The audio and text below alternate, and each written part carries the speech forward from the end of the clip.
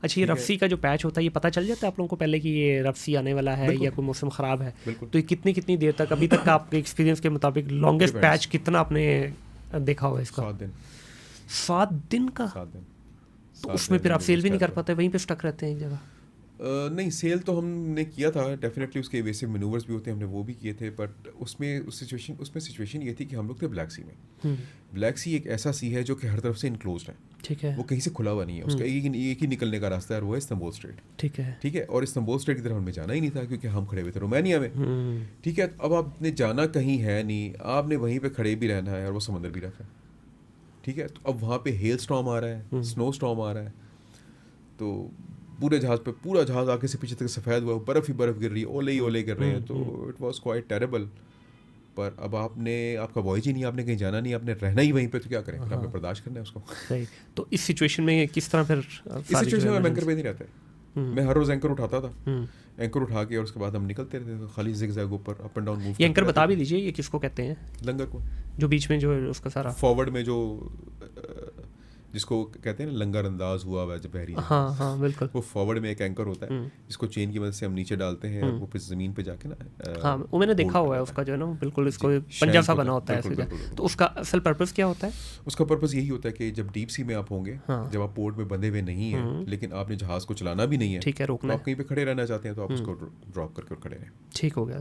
तो ये उसका मेन ऑब्जेक्टिव purpose होता है, सही है। तो इसमें सर जब आप इस तरह की सिचुएशन में आ जाते हैं, अब डेफिनेटली हर तरह के लोग हैं, इसके समुद्र के बारे में तो मैंने ये भी सुना है कि तबीयत भी लोगों की ना बहुत ज़्यादा ख़राब होने लग जाती है, खास तौर पे सी सिकनेस तो एक है, खास तौर पे जब ये रफ सी में जाते हैं आप, तो उसमें फिर ये मेडिकल वाली एक तो अलग परेशानी पड़ी हुई है रफ सी की, ऊपर से ये मेडिकल की इमरजेंसी, इसको किस तरह हैंडल करते हैं? नहीं सर, ये मेडिकल इमरजेंसी नहीं होती, ठीक है। ये this is not medical emergency, ये बेसिकली आपकी एयर कैनाल होती है ना, ठीक है, वो उसमें, और इसको आसान अल्फाज में आपको कहूँ कि what you are seeing and what you are feeling, जब इन दोनों में कंट्रडिक्शन आती है ना तो यू स्टार्ट फीलिंग डिजी, फिर आपको चक्कर आना शुरू होता है। ठीक है। ठीक है, इसके लिए हम टर्मिनोलॉजी यूज़ करते हैं सी सिकनेस।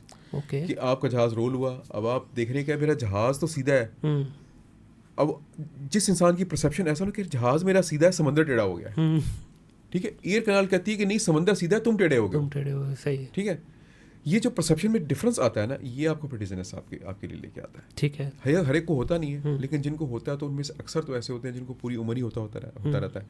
कुछ लोग ऐसे होते हैं कि जिनको हम जब ये समझाते हैं कि तुम अपने माइंड को ये समझाने की कुछ लोगों को तो चीज़ समझ में नहीं आती ना। बिल्कुल सही है। अब सर मुझे सी सिकनेस हो रही है, मैंने कहा देखो बेटा, इस वक्त तुम्हारा जो जहन है ना वो ये सोच रहा है कि तुम जिस जहाज़ पे वो भी सीधा है, तुम भी सीधे हो, समंदर टेढ़ा हो गया है।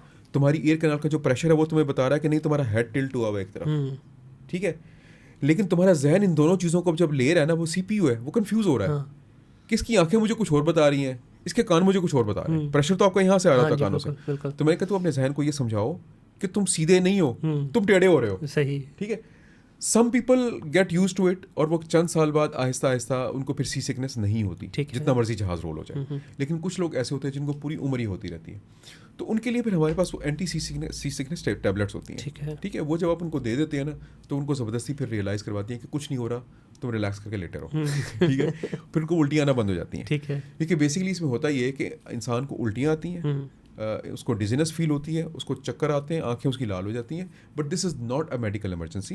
आपने करना सिर्फ और सिर्फ ये होता है कि उसको अपने फ्लूइड्स अपने रिप्लेनिश करने होते हैं, और जैसे आप उसको और फ्लूइड देते हैं वो फिर दोबारा उल्टी कर देता है। ठीक है, तो उसको हम ये समझाते हैं कि भैया तुमने अगर सही कर कोई बंदा मैंने कहा सही कर सकता है ना, वो तुम खुद हो, बिल्कुल सही, वरना आप फिर गोलियाँ खाते रहो। ठीक है, इट्स योर चॉइस।